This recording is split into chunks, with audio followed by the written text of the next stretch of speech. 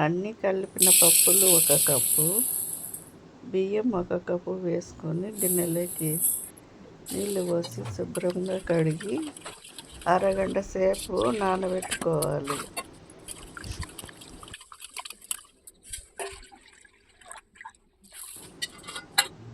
గిన్నె వేడి చేసి నెయ్యి వేసుకొని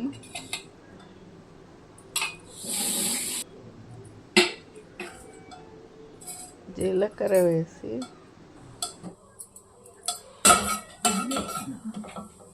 ఉల్లిపాయ కరివేపాకు వేసుకొని అల్లం పేస్ట్, పచ్చిమిర్చి, క్యారెట్, సొరకాయ ముక్కలు వేసుకొని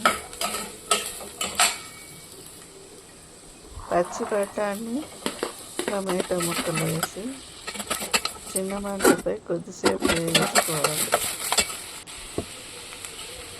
కారము, పసుపు, ధనియాల పొడి, ఉప్పు,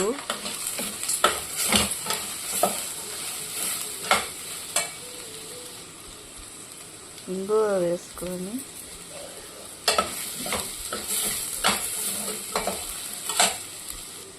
నానబెట్టుకున్న పప్పులు వేసుకొని 5 కప్పులు నీళ్ళు పోసి ఉడికించుకోవాలి.